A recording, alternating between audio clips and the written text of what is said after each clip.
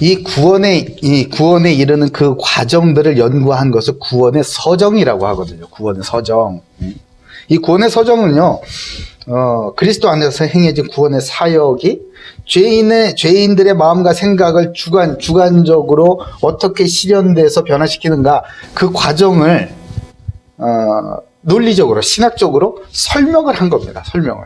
그러니까 성령께서 역사하심으로 죄인이 의롭게 되는 이 과정, 구원받아서 의롭게 되는 이 과정을 성령이 어떻게 이 사람한테 작용을 하시는가, 어떻게 일하시는가를 쭉 설명을 한 거예요. 설명을.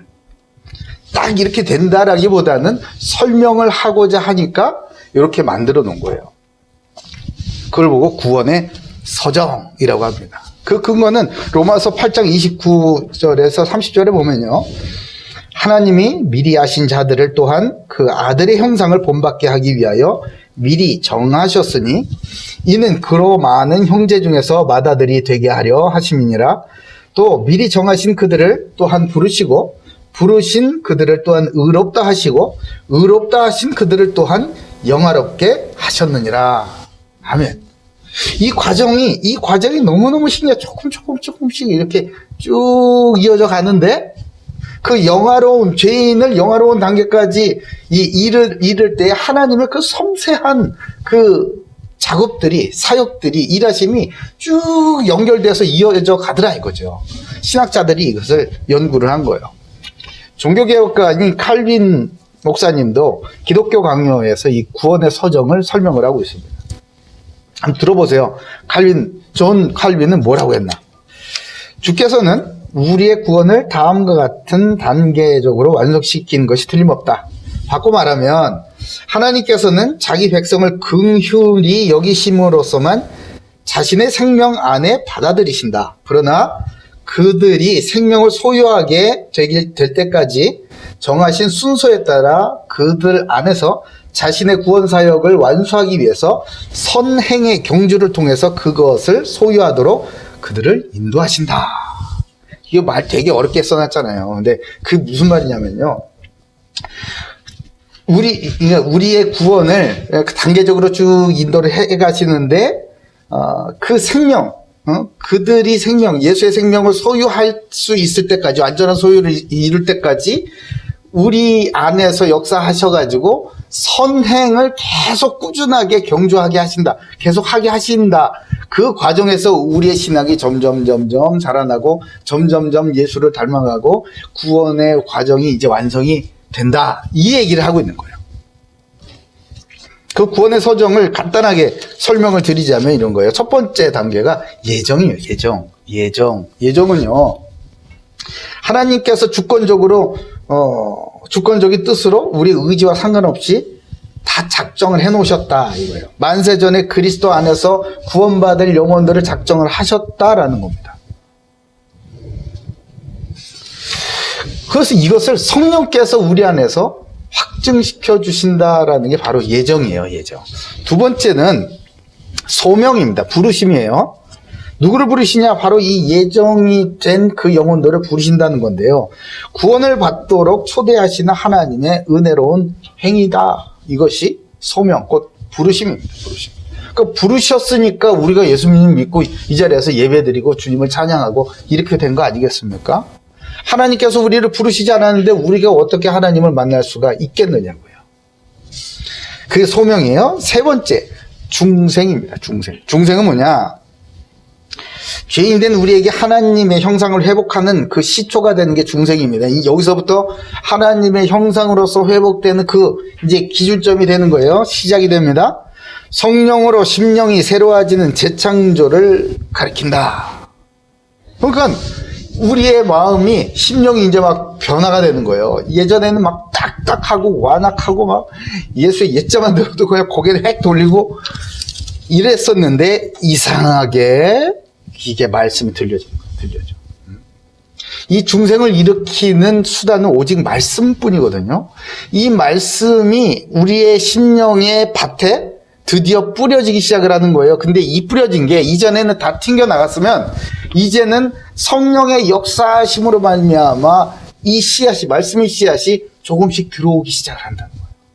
뿌리가 내려지기 시작을 한다는 거예요. 이것을, 이 중생을 효력 있게 역사하시는 분은 성령이시다.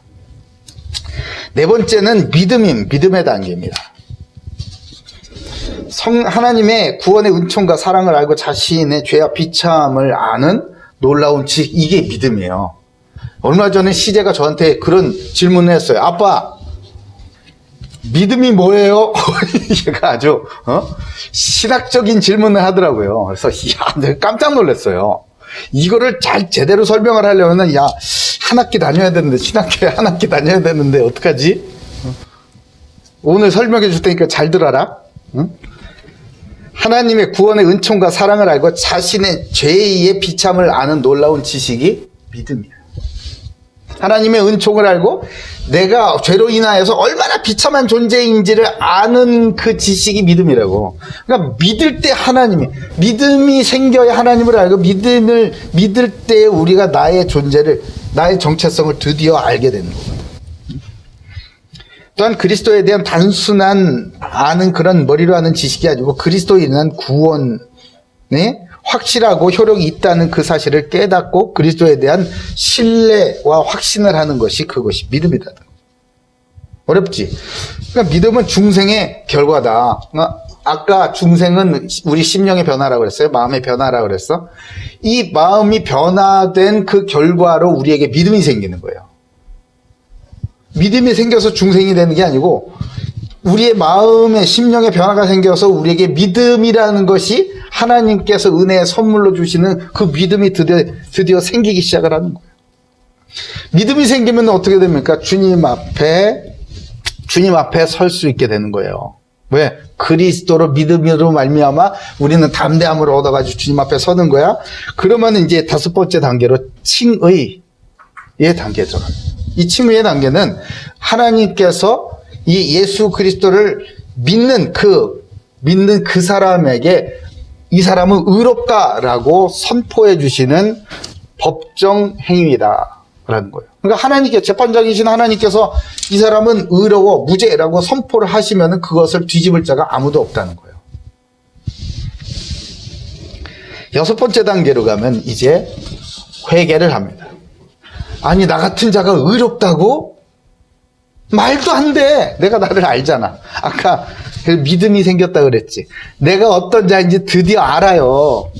내가 얼마나 추악하고 죄로 더럽혀져 있고 숨 쉬는 것보다 더 많은 죄를 지금 짓고 있고 행위로나 생각으로나 죄를 짓고 있는 그런 존재인데 나를 의롭다라고 불러주신다? 이건 말도 안 되는 거야. 주님 앞에 무릎을 꿇게 되는 것이죠. 그 위대한 하나님의 사랑 앞에 우리는 무릎을 드디어 꿇게 되는 거예요. 그걸 보고 회개라고 하는 거예요. 회개. 우리가 지난 한 주간 금식하면서 기도했죠. 금식하면서 회개했습니다. 뭐죠? 이거는 우리 자신을 떠나서 하나님께로 향하고 이전에 죄악된 마음을 벗어버리고 새 마음을 입겠다라는 우리의 자세인 것이에요. 회개는 하나님께로 향하는 참된 삶의 이 전환을 얘기를 하는 겁니다. 이게 회개. 말로만 회개하고 내 삶에 전환이 일어나지 않으면 그건 회개가 아니에요. 난 나쁜 짓 하지 않을 거예요. 거짓말 하지 않을 거예요. 아무리 그렇게 해도 내 삶에서 변화가 없다? 그거는 진정한 회개가 아니겠죠. 자, 일곱 번째 단계는요, 회개 이후에 오는 일곱 번째 단계는 이제 양자되는 것입니다. 양자돼.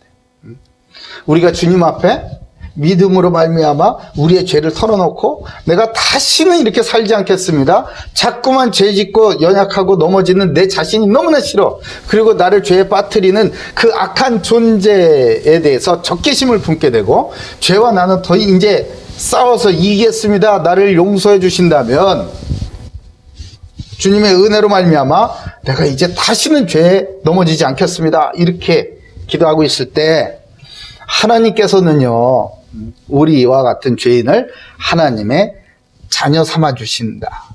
그게 바로 양자됨이에요. 양자됨. 원수를 자기 아들 삼는 거예요. 양자됨은 칭후에 마찬가지로 법정적인 행위입니다. 하나님께서 이 사람은 이제서부터 내 자녀다. 예수 영접하는 자고 그 이름을 믿는 자들에게 하나님의 자녀가 되는 권세를 주셨다. 그렇다면 이제 그것을 없거나 취소할 자는 아무도 없다는 겁니다. 내가 그게 믿어지든 안 믿어지든 하나님께서 우리가 믿고 회개할 때 선포해 주시면 그것을 취소할 자는 아무도 없다는 거예요. 믿으시기 바랍니다. 우리가 이런 세상에서 살아갈 수 있는, 내가 혼자서 우리의 삶의 현장에 가보면 나 혼자 예수 믿는 것 같거든. 응? 그런 가운데에서 우리가 믿음을 잃지 않고 주님께서 가라고 하신 그 길을 뚜벅뚜벅 묵묵히 걸어갈 수 있는 그 이유는요, 우리가 하나님의 자녀이고 하나님의 나라를 상속받은 상속자로서 살아가고 있기 때문에 아니겠습니까? 아멘. 그러니까 이러한 삶이 쉽겠느냐? 쉽지는 않아요. 굉장히 어렵습니다. 어떻게 보면 현실적으로 맞지가 않는 것 같아. 이럴 때마다 우리는 고민에 빠지죠. 포기할까? 적당히 타협할까? 이렇게 하는데도 결국은 우리를 일으키셔가지고 끝까지 완주하게 하시죠. 그래서 우리 안에 계시는 성령께서 그러한 이 도전들을 이겨낼 수 있도록 힘을 주시는 게 그게 바로 9번째인 견인이에요. 견인 찰 때 이렇게 끌고 가는 그게 아니고 참는다. 우리가 참아내는 거예요. 그리고 이제 마지막 단계인 영화에 이르게 됩니다. 이 영화는 예전과 소명으로 시작한 전 구속 단계의 완성을 얘기를 하는 거예요. 영화로움의 실제는 뭘까요? 영화로움의 실제를 우리에게 보여주신 그분이 바로 그리스도십니다. 그리스도. 이 생의 삶을 죽음으로 마감을 하면서 그리스도의 부활에 동참하는 것을 우리는 소망하게 되는 거죠. 그렇다면 그 영화로움을 누리는 것? 이거는 꼭 죽어서야만 하는 건가요? 아니요, 그렇지 않아요. 구원받은 성도는요, 살면서도 영원하고 완전한 영화로움을 경험하면서 살아가게 되는 것입니다. 이게 바로 그리스도인의 삶이에요. 구원의 서적 10가지를 지금 다 말씀드린 거예요. 이거는 신학교 가가지고 한 학기 내내 해야 하는 구원론을 지금 한 10분 만에 쭈르륵 했습니다. 이거 다 외울 필요 없어요.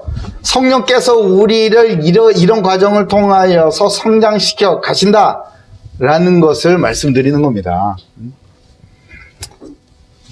여러분의 영혼이 구원의 서정 속에서 성장하고 있음을 여러분 확인할 수 있겠나요? 여러분의 지금 좌표가, 영적인 좌표가 어디쯤 있는지 알겠습니까? 여러분이 겪고 있는 삶의 여러 가지 과정 중에서 하나님께서는 나를 이렇게 성장시키시구나, 이것을 확인할 수 있었을 겁니다. 예수님을 만날수록, 예수님을 알아갈수록 우리는 예수님을 닮아가게 되는 겁니다. 오늘 말씀을 통해 더욱 예수님을 닮아가는 신앙의 성장이 있기를 주님의 이름으로 축복합니다. 아멘.